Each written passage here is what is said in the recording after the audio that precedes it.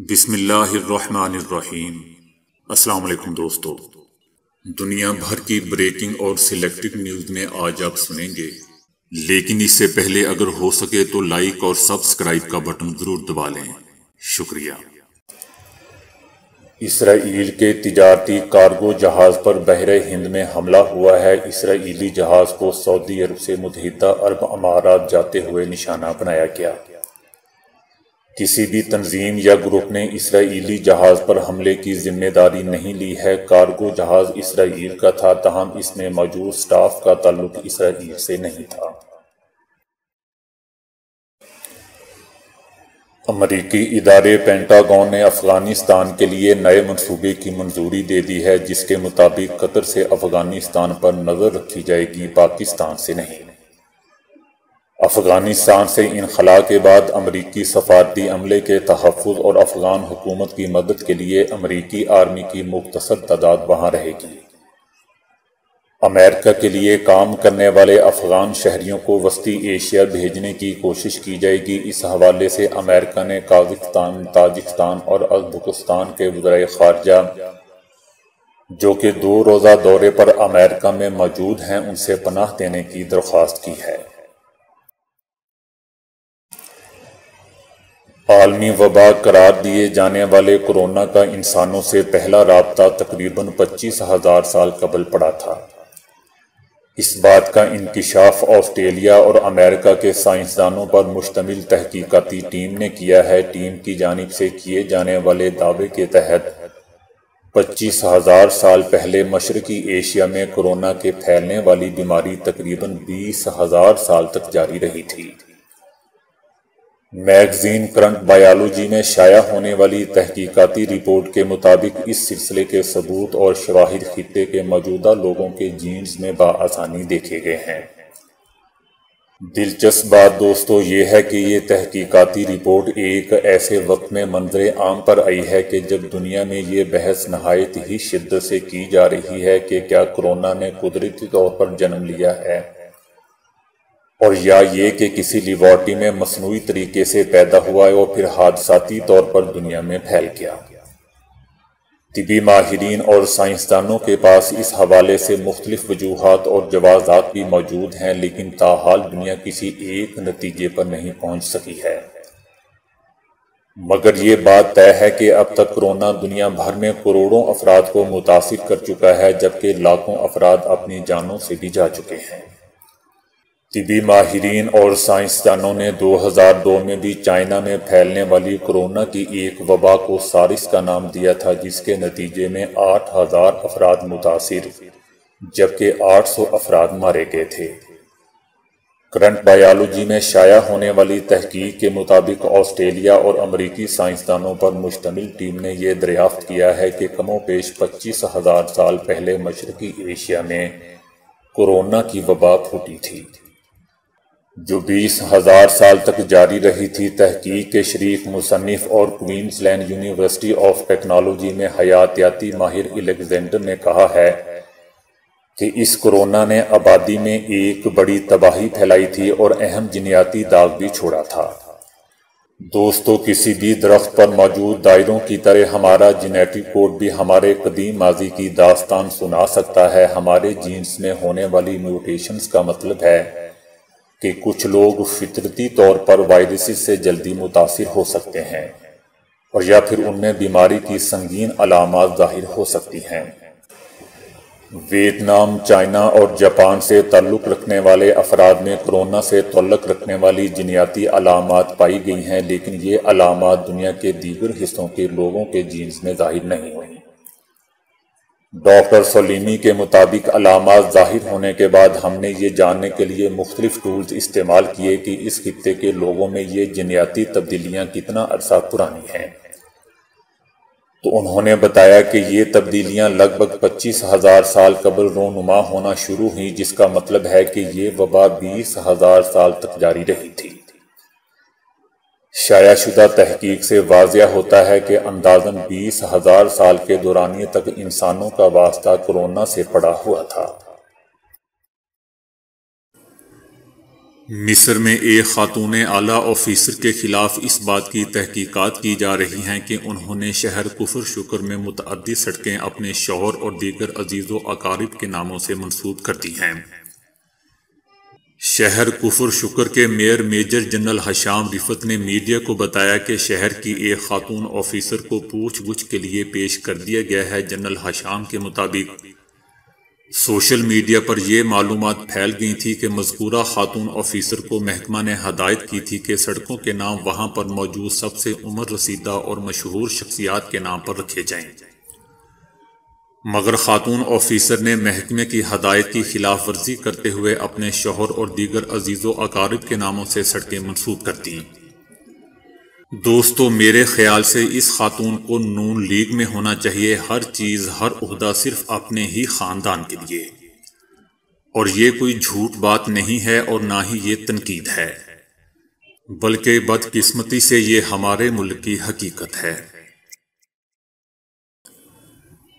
اقوام متحدہ کی ایک رپورٹ میں انکشاف کیا گیا ہے کہ شمالی کوریا نے پابندیوں کے شکار اپنے جوہری پروگرام کو آگے بڑھانے کے لیے حالیہ مہینوں میں سائبر کارروائیوں کے ذریعے $300 ملین کی کرپٹو کرنسی چرائی ہے۔ شمالی کوریا پر پابندیوں کی نگرانی کرنے والے ماہرین کے پینل کی جانب سے تیار کی جانے والی رپورٹ کی تفصیل تاحال خفیہ ہے، اور اس میں بتایا گیا ہے کہ گزشتہ 2 برسوں میں پیانگ یانگ کی جانب سے چرائے گئے ورچوئل اثاثوں کی مالیت $316 ملین سے زائد ہے۔ رپورٹ میں بتایا گیا ہے کہ شمالی کوریا نے ایکسچینج اور مالیاتی اداروں پر کارروائی کر کے اپنے پروگرام کے لیے رقم اکٹھی کی تھی۔ شمالی کوریا کو اپنے پروگرام کی وجہ سے متعدد عالمی پابندیوں کا سامنا ہے۔ کم جونگ کی سربراہی میں شمالی کوریا کا پروگرام تیزی سے آگے بڑھا ہے۔ اقوام متحدہ کے پینل نے کہا ہے کہ کرپٹو کرنسی اس بات کی تحقیقات کر رہا ہے جس میں $281 ملین مالیت کی کرپٹو کرنسی چرائی گئی تھی۔ کچھ ایسے کام جو کچھ افراد پیسے بچانے کے لیے کرتے ہیں، مثلا جب شیمپو ختم ہونے والا ہو تو شیمپو کی بوتل میں پانی ڈال کر اس کو ہلا کر استعمال کرنا، عام بخار میں ڈاکٹر کے پاس جانے کی بجائے گولیاں کھا لینا وغیرہ۔ دوستو، یہ شیمپو والی بات میں تو میں بھی شامل ہوں۔ جب ختم ہونے لگتا ہے تو میں بوتل میں پانی ڈال کر اچھی طرح ہلا کر باقی بچا شیمپو بھی استعمال کر جاتا ہوں، بلکہ تب تک استعمال کرتا رہتا ہوں جب تک بوتل میں پانی ڈال کر وہ پانی پینے کے قابل نہ ہو جائے۔ یہ میں پیسے بچانے کے لیے نہیں بلکہ چیز ضائع نہ ہو اس لیے کرتا ہوں۔ بہرحال کمزور معاشی حالات میں ایسے کام مڈل کلاس سے تعلق رکھنے والے افراد اپنا بھرم رکھنے کے لیے کرتے ہیں۔ عام طور پر آپ نے پیٹرول پمپ پر دیکھا ہوگا کہ جب کوئی امیر آدمی آتا ہے تو وہ کہتا ہے کہ ٹینکی فل کر دو، جبکہ اس کے مقابلے میں مڈل کلاس سے تعلق رکھنے والا شخص جب بھی پیٹرول ڈلوانے جاتا ہے تو وہ 500 کا یا 200 کا پیٹرول ڈلواتا ہے، ٹینکی فل نہیں کرواتا۔ اس کی وجہ بتاتے ہوئے اکثر لوگوں کا یہ کہنا ہوتا ہے کہ خالی جیب اور بھری ہوئی ٹینکی کے ساتھ گزارا نہیں کیا جا سکتا، اس وجہ سے وہ ہمیشہ یہ کوشش کرتے ہیں کہ جیب کے سارے پیسے خرچ نہ کریں۔ مڈل کلاس سے تعلق رکھنے والے افراد کی آمدنی چونکہ محدود ہوتی ہے، اس وجہ سے وہ سودا سلف کی خریداری سے قبل مکمل لسٹ بنا لیتے ہیں تاکہ شاپنگ کے دوران اپنی حدود اور ضروری اشیاء کو بھول نہ سکیں اور فالتو اشیاء کی خریداری سے محفوظ رہ سکیں۔ ایسے افراد کو اپنا بھرم بہت ہی عزیز ہوتا ہے، اس وجہ سے وہ ایک نیا جوڑا نئے جوتے اور نیا پرس سنبھال کر رکھتے ہیں جس کا استعمال وہ کسی دعوت یا کسی تقریب کے موقع پر ہی کرتے ہیں، اور وہاں سے واپسی پر اس کو صاف کر کے دوبارہ سنبھال کر الماری میں رکھ لیتے ہیں تاکہ آئندہ بھی کام آ سکے۔ ایسے مخصوص افراد ایک ایک پیسے کو بہت سوچ سمجھ کر خرچ کرتے ہیں، اور موبائل کا بیلنس بھی انہی اخراجات میں شامل ہوتا ہے۔ اس وجہ سے اگر انہیں اس بات کا اندیشہ ہو کہ دوسرا فرد بہت لمبی بات کرے گا تو وہ اس بندے کو کال کرنے کی بجائے صرف مس کال دے دیتے ہیں تاکہ دوسرا بندہ وہ مس کال دیکھ کر ان کو خود کال کر لے۔ سفید پوش یا مڈل کلاس سے تعلق رکھنے والے اکثر افراد باہر کے کھانے پر پیسے خرچ کرنے کی بجائے صبح گھر سے ناشتہ کر کے نکلتے ہیں اور رات میں گھر واپس آ کر کھانا کھاتے ہیں۔ اس طرح ایک وقت کا کھانا باہر نہ کھا کر بھی وہ پیسوں کی بچت کر لیتے ہیں۔ بڑے بچوں کے کپڑے سنبھال کر رکھتے ہیں۔ بچت کا یہ بھی ایک عالمی طریقہ ہے جو سفید پوش افراد اپناتے ہیں، اور اس کے لیے وہ لوگ اپنے بڑے بچوں کے کپڑے، جوتے، کتابیں سب سنبھال کر رکھتے ہیں جو ان کے بعد والے بچوں کے کام آ سکیں۔ مڈل کلاس سے تعلق رکھنے والے افراد بچے ہوئے کھانے کو ضائع کرنے کی بجائے ان کو فریز کر لیتے ہیں اور بعد میں پھر وہ کام میں لاتے ہیں، یا ہوٹلنگ کرتے ہوئے جو وہاں کھانا بچ جاتا ہے اس کو پیک کروا لیتے ہیں گھر میں کسی بزرگ کے لیے جو ان کے ساتھ ہوٹل نہ جا سکتا ہو۔